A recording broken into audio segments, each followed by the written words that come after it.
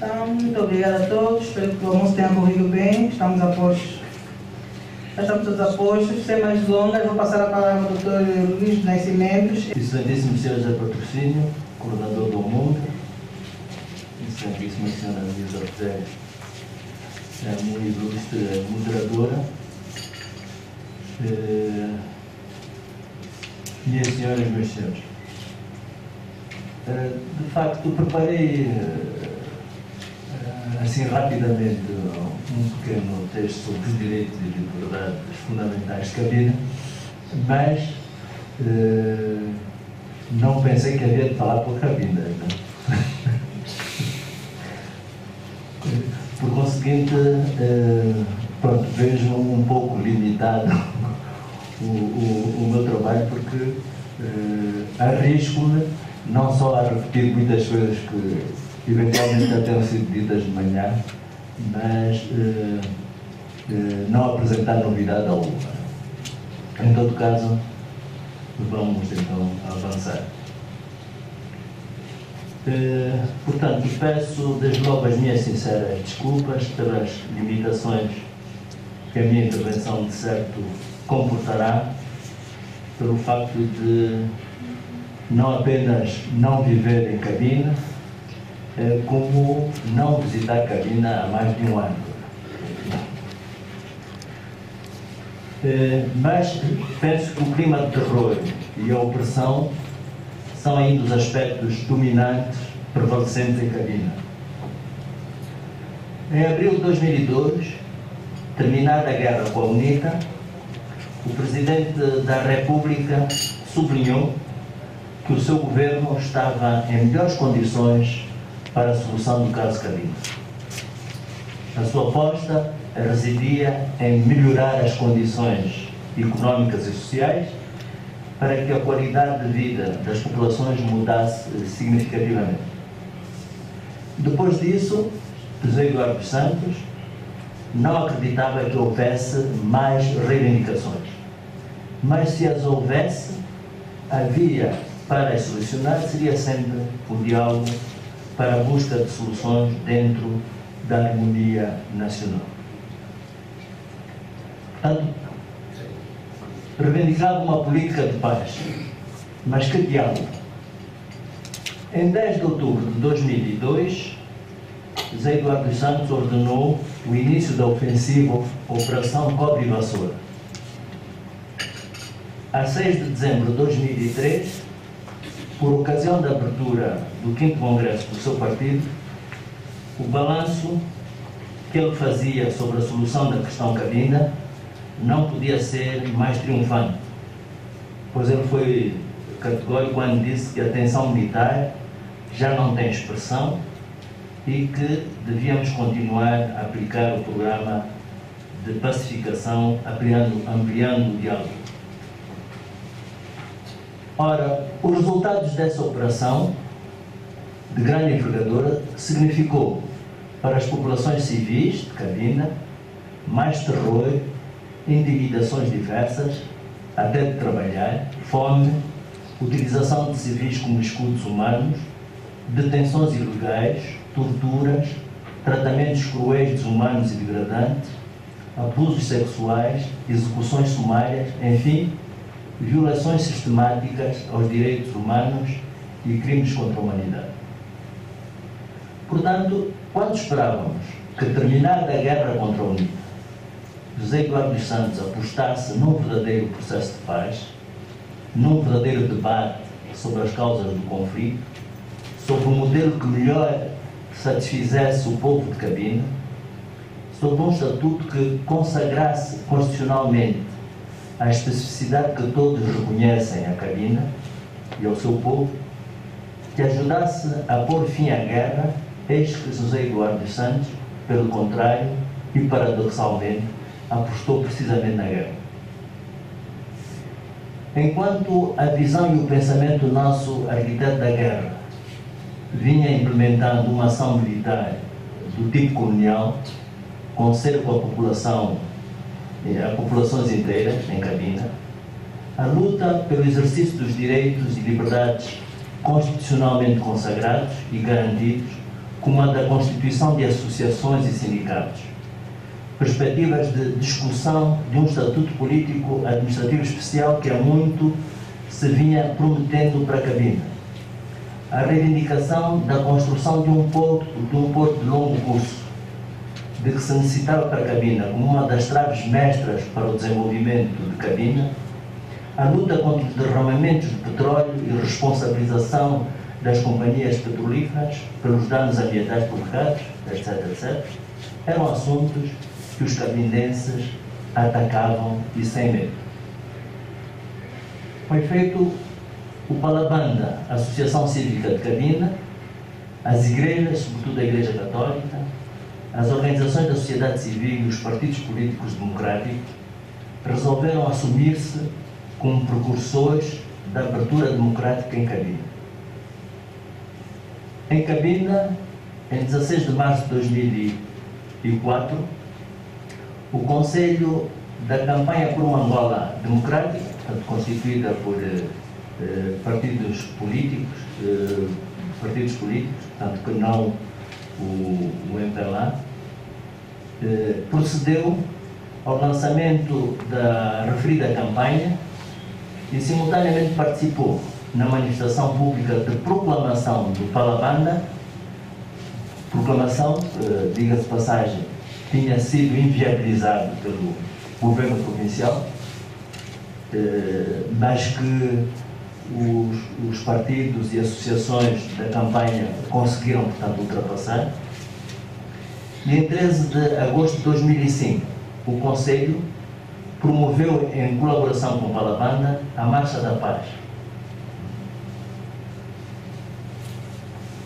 Marcha da Paz, e o Conselho levou para o Palabanda uma mensagem de força e coragem rumo ao pleno exercício e gozo dos direitos cívicos e políticos constitucionalmente consagrados, que ninguém, seja quem for, tem o direito de impedir que seja exercido.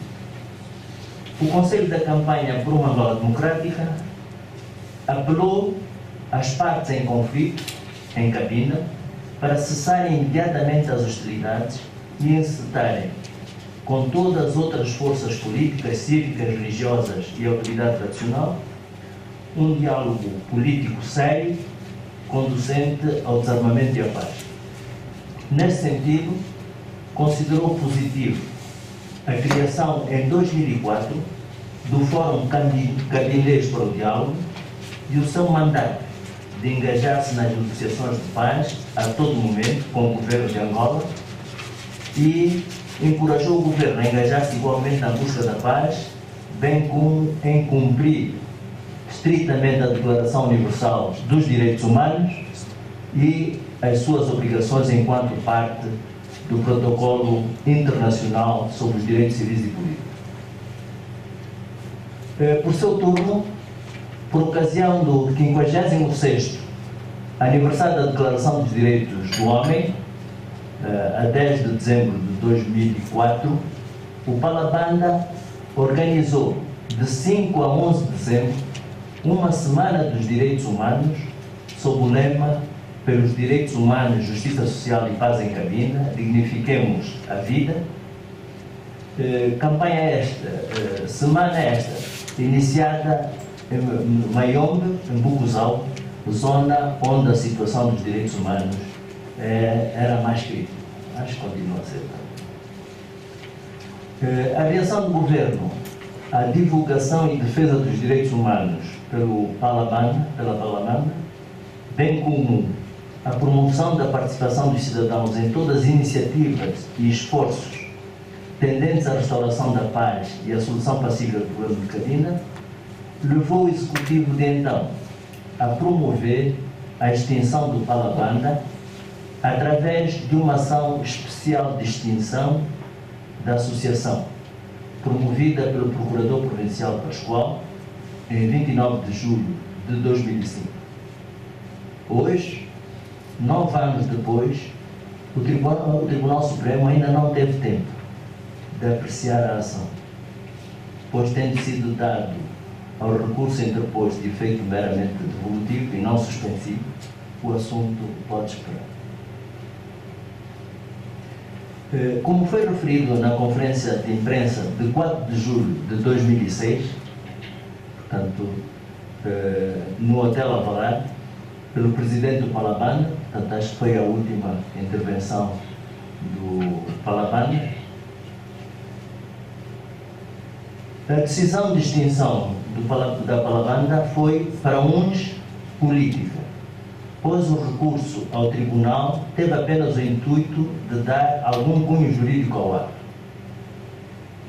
Por outro lado, para outros, a decisão constava de um plano geral, superiormente arquitetado, que passava pela redefinição do papel da Igreja Católica, do controle do Fórum Cabindês para o Diálogo, através da instrumentalização de Bento Bento, para finalmente encontrar-se uma pseudo-paz à maneira do vencedor, ou seja, a Pax Romana. Para muitos, a ação de extinção do Palabanda foi para perpetuar a caução das barbáries e demais violações aos direitos humanos, com o intuito de fazer desaparecer as vozes dos sem voz e instaurar a era da política de carote e de batom. Continuando, o presidente do Palabanda disse que, para dar conta do enredo, a paz estava a ser fabricada, não pelas pontes de um coração ao outro, mas numa imposição do Estado ditador, sendo os reflexos muito negativos na consolidação da democracia, pois isto inviabiliza toda a dinâmica da sociedade civil. Não há dúvidas que o memorando de entendimento para a paz e reconciliação nacional na província de Cabinda, entre o governo e Bento Bende, é um acordo falho de seriedade nos seus propósitos, visto estar longe de respeitar a identidade histórica dos naturais do enclave. Mas, sobretudo, como refere o historiador Carlos Pacheco, é um logo por causa da pessoa que o negociou pelo lado de Cabinda.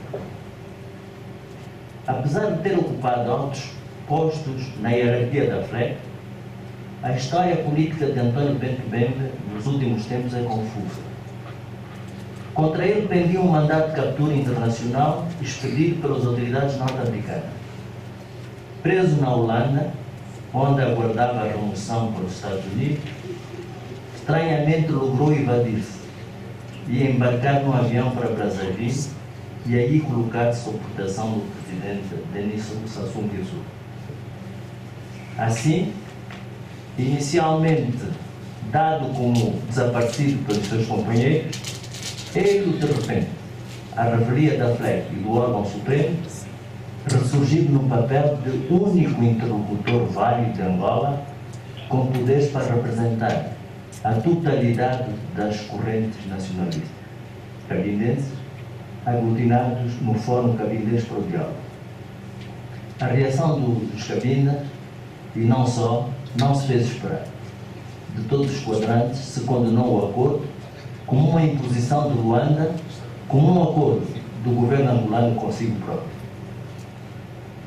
Depois da celebração do memorando de entendimento para a paz na província de Cabinda e sobretudo da reação de condenação do acordo por parte de todos os quadrantes, o governo angolano passou ao ajuste de contas com os que considerou serem os seus adversários. Uma das primeiras vítimas desta sanha repressiva foi o então jornalista, ator, ativista cívico e poeta Raul Dana, atual presidente do grupo parlamentar da UNITA, detido a 29 de setembro de 2006, alegadamente por ter sido encontrado com artigos de opinião sobre a situação em Cabinda. Tem graça, eram documentos da Frente para a Democracia. Entre os prisioneiros de delitos comuns não teve direito a receber visitas de ninguém, nem direito a receber livros, jornais ou revistas. Por outro lado, o governo tentou inviabilizar uma iniciativa da FPD que tinha promovido a realização em novembro de 2006, em Cabinda, de uma conferência sobre a autonomia de Cabinda, procurando refletir sobre o futuro do enclave, o que foi considerado atentatório ao meu memorando de entendimento. A chegada da delegação da FPD a Cabinda foi seguida de um ambiente de tensão provocado pelas forças de segurança do Estado, do Comando Provincial da Polícia e da Polícia Económica. As unidades hoteleiras, o Centro Universitário de Cabinda e várias escolas contactadas recusaram-se a acolher o evento. Aliás, o Centro Universitário de Cabinda, que já havia recebido o pagamento adiantado, devolveu apressadamente o que tinha recebido, depois do Instituto João Paulo II ter, 3 dias antes da realização do evento, desconfirmado também a sua sentença. Gestores hoteleiros foram chamados e advertidos de vir a sofrer represália se viesse a saber que os mesmos patrocinavam a estadia da delegação da FPD. Para criar mais pânico, o governo da província de Cabinda e o comando da polícia emitiram comunicados de imprensa, aliás um deles quase à meia-noite, e o porta-voz de óculos escuros, para tornar o ambiente ainda mais pesado. Portanto, emitiram comunicados de imprensa referindo a possibilidade de realização de uma suposta manifestação em Cabinda, visando a perturbação da ordem pública contra um memorando de entendimento, advertindo que tais manifestações e outros atos correlativos seriam severamente punidos. Depois desta reação de histeria policial, todas as manifestações não promovidas pelas forças governamentais passaram a ser proibidas e os seus promotores pura e simplesmente agredidos, se não detidos. Foram organizados processos policiais impedindo a deslocação de certas individualidades apontadas a dedo para o exterior do país mediante a apreensão dos respectivos passaportes. Portanto, temos conhecimentos aqui do caso do engenheiro Mavum, o padre Congo, uma série de nomes. Foram promovidas também centenas, se não milhares, de processos judiciais por crimes previstos e punidos pelo artigo 26º da Lei número 778, de 26 de maio, Lei dos Crimes contra a Segurança do Estado, cuja epígrafe do tal artigo é outros crimes, outros atos. Portanto, que preferiria o seguinte: todo e qualquer ato não previsto na lei que ponha ou possa pôr em perigo a segurança do Estado será punido com a pena do número 5 do artigo 55º do Código Penal, ou seja, de 2 a 8 anos. Portanto, estão a ver o que é que se passa, né? Quando a própria lei diz que tudo que não é tido como crime não pode ser punido, né? Agora estes outros atos. Mas não há dúvidas que um dos processos mais mediáticos foi o que concentrou os amigos de estimação, alguns amigos de estimação do regime.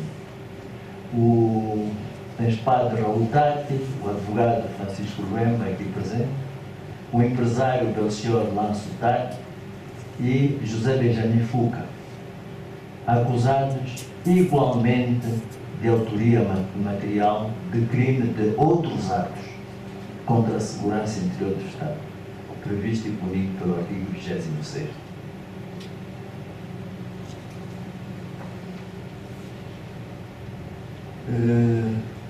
Por outro lado, para além desses crimes, o que acontece agora, o que parece acontecer agora, é que houve uma ligeira mudança da atuação. Parece que, neste momento, o acerto de contas parece envolver o nosso amigo, o Congo, né? E agora por motivos, portanto, religiosos. Ora, como todos nós sabemos, a liberdade de consciência, de religião e de culto, portanto, são invioláveis. Ninguém pode ser privado dos seus direitos, perseguido ou isento de obrigações por motivo de crença religiosa. Portanto, há esse ajuste de contas, portanto, que o Governo considera ainda não resolvido, que passa a entrar, portanto, no ajuste. Portanto, como ficou demonstrado pelos exemplos que aqui foram dados, portanto, houve a situação em cabine em termos de direitos e liberdades fundamentais, portanto, encontra-se numa situação, portanto, muito longe do cumprimento, portanto, por parte do Governo, de obediência, portanto, à lei, aos direitos e às liberdades. Desde logo, encontra-se em causa, né? Portanto, o direito então de constituição de associações independentes, portanto, do Governo, portanto, é um facto. As liberdades e quase todas as liberdades, né? As liberdades não só de associação, mas de expressão, a liberdade de imprensa, enfim, a liberdade em termos de direitos dos presos, enfim, portanto, tudo isso, portanto, encontra-se suspenso. Portanto, o clima, embora seja idêntico, de certo modo, portanto, no essencial, embora seja idêntico ao que se passa em Luanda, portanto, vocês viram este fim de semana, portanto, foi um fim de semana de pura discriminação, em que a JMDLA deu-se ao luxo de criar mais uma data da sua fundação, né? De arranjar mais um patrono, que não o OGN, agora é o patrono também é o presidente da Eduardo Santos, que também é capaz de virar a ser presidente da JMDLA. E, portanto, apesar desta unanimidade, mais ou menos, da situação, não há dúvidas que a situação, portanto, em Cabinda é muito pior a nível de direitos humanos, portanto, do que efetivamente nós em Luanda vivemos. Portanto, em termos gerais, eu que me cumpria, portanto, referir, portanto, não disse nada de novo, fiz uma resenha para com os meus companheiros aqui de cabina, né? E obrigado mais uma vez ao Munga por me ter convidado. E espero que, apesar de tudo, tenha servido para alguma coisa. Num processo verdadeiro de desenvolvimento, há processos de controle social. E, portanto, se esta componente não existe, não basta o mero crescimento económico para dizer que estamos perante um ciclo de desenvolvimento. Porque qualquer ciclo de desenvolvimento tem escolhas e é preciso entender se as escolhas são feitas por um conjunto de técnicos, por um conjunto de governantes, ou se elas são feitas pelas próprias populações para corresponderem às necessidades das próprias populações. Portanto, o desenvolvimento, como dizia o Kizarbo, é uma coisa intrínseca, portanto, não pode ser meramente trazida de fora, por mais expertos que as pessoas sejam, e é um processo em que eu sou sujeito e sou objeto simultaneamente. E, portanto, o que importa ver é se, no caso do Plano de Desenvolvimento de Cabinda, e mesmo no nacional, se essas questões estão ou não estão contempladas. E, portanto, a nossa intervenção vai ser neste sentido, para proporcionar este debate.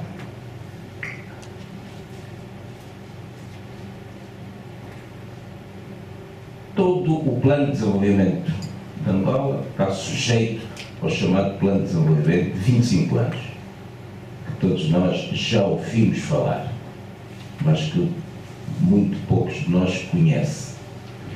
Este plano de 25 anos está depois desdobrado em vários planos. E é um plano de médio prazo, que é o plano 2013-2017, que tenta dar essa perspectiva de médio prazo. Depois há, naturalmente, os orçamentos, que são planos anuais. E, portanto, se quisermos ter uma análise sobre esta questão, precisamos ter esta metodologia de vários encaixes, o de 25 anos, o plano de médio prazo e os orçamentos. No que diz respeito ao plano nacional, nós temos todo um conjunto de opções estratégicas para a cabine. Qual é a opção estratégica? É uma especialização produtiva em torno do petróleo. Portanto, se o petróleo acabar, já não há opção estratégica desse ponto de vista. Não só então do petróleo e das atividades complementares, porque há todo um conjunto de serviços em torno do petróleo. Um aspecto. Outro aspecto é do Polo de Desenvolvimento Industrial de Cabinda, Fútila e Malembo, envolvendo indústrias de derivados de petróleo e gás e de madeira de alto valor acrescentado, da recuperação da fileira de madeira. Um outro aspecto da opção estratégica é assumir a função de entreposto para a zona do Baixo Congo, portanto, o novo porto. Um outro eixo é reforçar a integração e complementaridade com o resto do país. Um outro, e finalmente, é explorar os nichos da agricultura mercantil competitiva. Portanto, temos aqui 4 aspectos que são considerados como opções estratégicas para o desenvolvimento de Cabinda nos próximos 5 anos. Quais são os projetos estruturantes? Portanto, vai haver investimentos em 5 projetos estruturantes, corresponde no Plano Nacional a cerca de 1,29% dos projetos, que estão identificados na província de Cabinda e estimados em 44.448 milhões de kwanzas e corresponde a 0,73% do investimento total neste tipo de projetos. Portanto, não chega a 1%. São 3 os projetos que se inserem nos chamados clusters prioritários, absorvendo 2/3 do investimento da província. Trata-se dos projetos de eletrificação, de reabilitação de estradas, bem como relacionados com o Porto de Cabinda. Portanto, dos 5 a esses 3 projetos que devem ser considerados como aqueles que mais dinheiro absorvem. Merece ainda referência a 2 outros projetos pertencentes a outros 2 clusters e a outras atividades, respectivamente a construção do Polo de Desenvolvimento Industrial de Fútila, que já aqui foi referido, e a construção do campus universitário. Portanto, quando vamos tentar ver as percentagens em termos sectoriais destes projetos, nós estamos a falar que serão empregos para energia e águas 40%, mais ou menos, transporte e logística 28%, geologia, minas e indústria 22%, saúde e educação 10%. Bom, é evidente que esses grandes projetos depois são desdobrados em muitos outros projetos e ainda recentemente foi referido que estão em curso neste momento em Cabinda 57 projetos, referido projeto.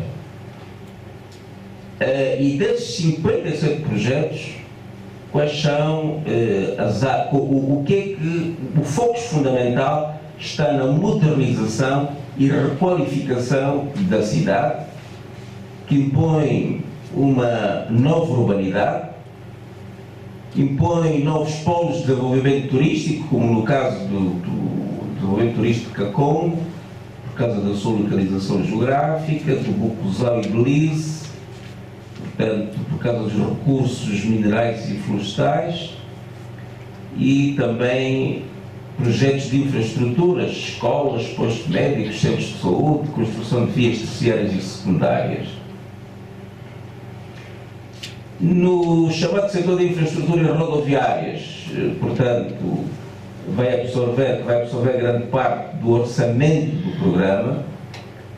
O governo local pensa construir o troço Songolo-Chiazi, além da abertura da via terciária de Mandarim-Xixi, no município de Kakongo. Está prevista também a construção terciária de Kakongo, Xiela, Pongo, bem como o troço Subantando, Bande, Save, no município de Cabinda.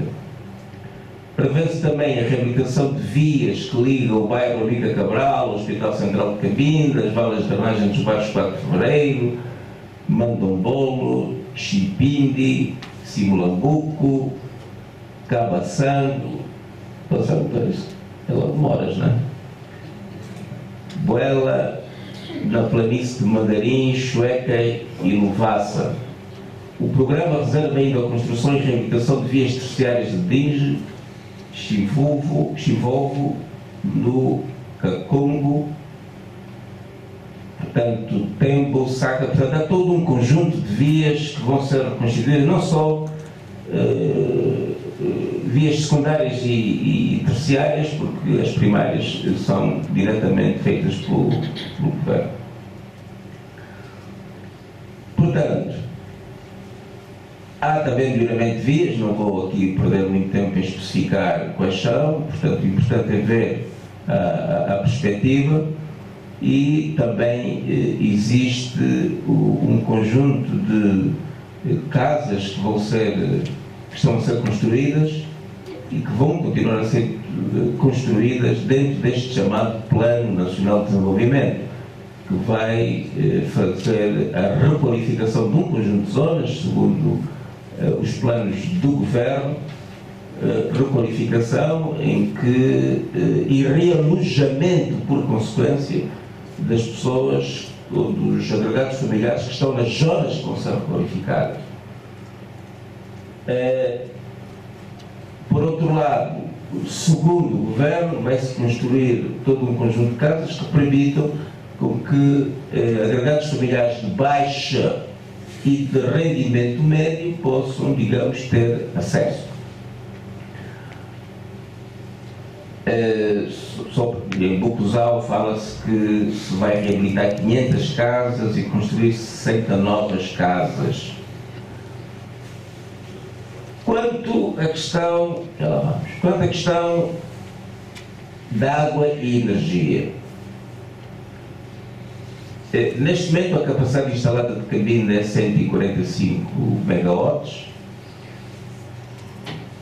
mas apenas 119,45 são utilizados. Portanto, aí uma discrepância entre a produção e a distribuição. E essa discrepância, em termos de baixa e média tensão, é reconhecida pelo próprio governo.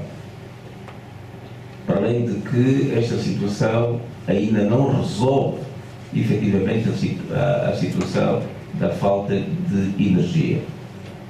Portanto, há uma cobertura no que diz respeito à água. Atualmente há 84 sistemas de abastecimento,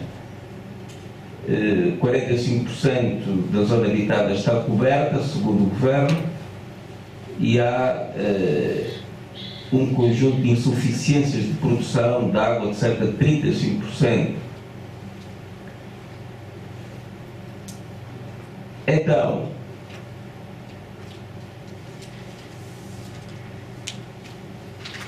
que planos é que neste momento, neste domínio, estão a ser implementados? Do domínio da energia, há um plano de segurança energética.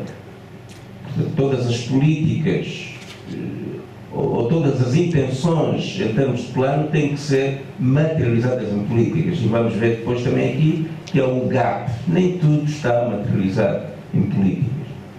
Mas há, no caso de energia, há um plano de segurança energética, há um plano diretor de eletrificação da província de Cabinda, há o chamado projeto Hyundai na província de Cabinda também. Quanto à água, nós temos um plano nacional de água, temos um programa de água para todos, e temos o plano de monitorização da qualidade da água. O Plano Nacional de Água tem a ver com a ampliação e otimização do sistema da ETA 1, ETA 2, tem a ver com a execução de furos de água em diversas localidades da província, está em curso o sistema de abastecimento de águas de Chiueca, está a concluir-se os sistemas de abastecimento, segundo o Governo, de águas de Matombolo e Cotra, portanto são elementos que temos aqui para depois discutirmos. No que se diz respeito ao Programa de Água para Todos, no âmbito do Programa de Água para Todos, a construção de pequenos sistemas de abastecimento de água nas áreas rurais, designadamente Xindele, Sintumacanda, Talibeca, Talicuma, Zalangou, etc, etc, etc. Há um programa, que é o Programa de Desenvolvimento de Alto Sundi, onde se diz que estão em curso a construção de 8 sistemas de abastecimento de águas nas localidades de Kondo Kavunga, Bupuçanga, Longo Lubonge e por aí fora. E quanto ao plano de monitorização da qualidade de águas, há, digamos, a constituição de laboratórios que só agora vão existir, exatamente para se poder ver ou para se poder analisar esta qualidade. O próprio Governo admite que há um conjunto de constrangimentos na aplicabilidade destes projetos de água também, como existe, já foram referidos no caso de energia, que é a falta da agilização na aprovação de projetos de abastecimento de água intermunicipal, no caso de Cabinda Landa, onde reside o nosso querido amigo Padre Congo, que se encontra em análise no MINEA com vista à sua implementação. Há também a falta de agilização de processos de contratação de empresas para a construção de sistemas de abastecimento de água das sedes municipais e, como sempre, falta de formação de quadros. Bom, como é visto, qualquer plano de desenvolvimento tem que ter uma componente social extremamente desenvolvida. O índice de desenvolvimento humano de Angola é extremamente baixo e só tem crescido em função da componente económica, que também é parte integrante deste índice de desenvolvimento humano. As outras componentes não têm crescido suficientemente. Cabinda, em certos sentidos, no plano nacional, tem algumas melhorias relativamente a algumas outras províncias, dado também a certa capacidade de reivindicação, ou pelo menos de tentar calar as reivindicações latentes que existem na sociedade, mas mesmo assim não temos uma situação naturalmente satisfatória. E todos esses planos de desenvolvimento são muito economicistas e estão muito relacionados com a natureza de interesses económicos de quem está no poder, dentro fundamentalmente daquilo que hoje se tem chamado política de acumulação primitiva. E, portanto, estes planos respondem mais ou menos a estas ansiedades e não propriamente às necessidades, quer nacionais, quer no caso de Cabinda, as necessidades de Cabinda. Como nós pontualizámos metodologicamente no início, não há planos nacionais sem intervenção da própria sociedade. E nós sabemos que em Cabinda há uma sociedade que está praticamente marginalizada e que, portanto, não permite que a massa crítica que existe seja parte integrante deste plano. As questões que nós colocamos aqui e trazemos para serem problematizadas nesse domínio é se efetivamente tudo aquilo que aqui se disse em termos deste plano se tem ou não sustentabilidade e se essas políticas públicas são políticas públicas que efetivamente possam ter efeitos nas populações. O primeiro problema que nós apresentamos em termos é a própria articulação governamental. E já vimos o caso da energia. Portanto, o governo não está completamente articulado. E nós sabemos que cada governo tem interesses próprios, cada governação, cabinda, tem os seus próprios interesses, leva os seus empresários, etc. E como nós vimos mesmo também aqui, quando se cava um buraco, não se sabe depois quem é que vai tapar. Mas no caso da energia, claro, o gap que existe entre produção e distribuição.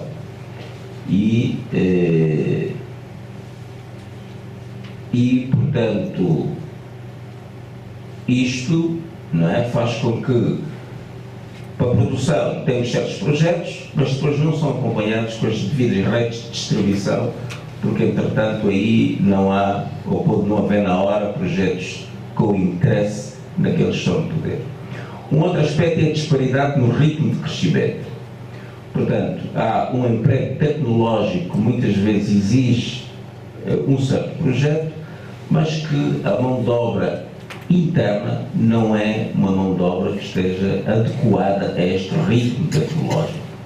Por dois motivos. Por um lado, todos aqueles que não são do interesse governamental, e nós sabemos que temos muita gente qualificada de cabida fora do próprio território, portanto não são chamados. Por outro lado, não existe, digamos, uma preocupação de ir criando as condições de educação no sentido de poder absorver grande parte dos projetos que mais tarde venham a ser implantados. Quando nós ouvimos dizer que se fez uma cidade, por exemplo, aqui, a cidade do Quilamba, nós estamos a perceber, por exemplo, deveríamos perceber que por detrás disto nós conseguimos formar grandes planejadores, grandes olhos de redes, grandes arquitetos, grandes construtores civis, mas nacionais. Mas quando a gente vai ver o sumo disso, não temos nada. Portanto, isso é quase projetos chave na mão, é como se tivéssemos comprado um carro. E estamos perante, digamos, um facto complexo, que é a construção de uma cidade. O mesmo podemos dizer em relação à construção do aeroporto. Portanto, não há uma compatibilidade, porque há uma necessidade de querer mostrar obras e por detrás disso há, naturalmente, o interesse económico da chamada acumulação primitiva, não é? Portanto, o outro aspecto para se problematizar nesse sentido dos planos nacional e provincial de desenvolvimento, devo dizer que o plano provincial de desenvolvimento de Cabinda já está aprovado, foi aprovado em 2013, mas que eu pelo menos não conheço. Não sei se aqui alguém conhece esse plano, 2013-2017. Parece-me que ainda não é público. O sentido político da requalificação, não é? Com as demolições que têm existido e com os problemas que isto tem criado, a ausência de alternativas mostra que isto não é nada que esteja integrado, digamos, na própria sociedade e que seja do interesse da própria sociedade. Depois temos o conjunto de contradições ambientais, que a vida sofre muito com esta questão, porque estamos a dizer que um dos eixos fundamentais das opções estratégicas é o petróleo, e o petróleo suja muito e retira até capacidade de outros setores de desenvolverem com a poluição, e nós continuamos a ter no país uma política que não vai de encontro a que o ambiente seja efetivamente contemplado da sua forma como todos nós desejaríamos. Um outro aspecto é a integração do grande corpus social na efetivação dos projetos.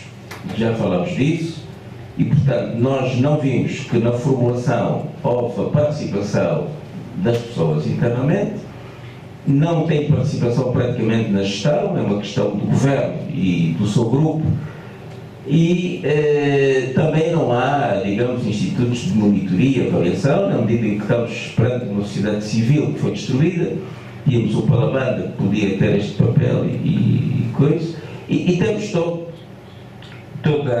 temos a guerra que ainda persiste, e, portanto, também retira esta capacidade de que todos estejam envolvidos neste processo, e a Igreja que podia também dar um papel, ter um papel importante nesse aspecto, também não tem na atualidade.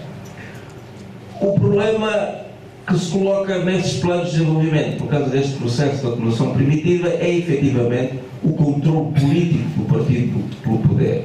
E este controle político acaba por ser incongruente com a noção de desenvolvimento. O desenvolvimento insere a totalidade das pessoas. O desenvolvimento não pode ser um grupo minoritário e tentando marginalizar a grande parte. E esta realidade é o que se passa em Cabida. Por outro lado, há outra contradição também, que é a falta de realismo político na concretização destes planos, porque há uma necessidade muito grande de um certo marketing que faz com que mesmo obras que não estejam em condições têm que aparecer na televisão, e não havendo fiscalização de obras, etc., nós não vamos ver este plano ser concretizado bem.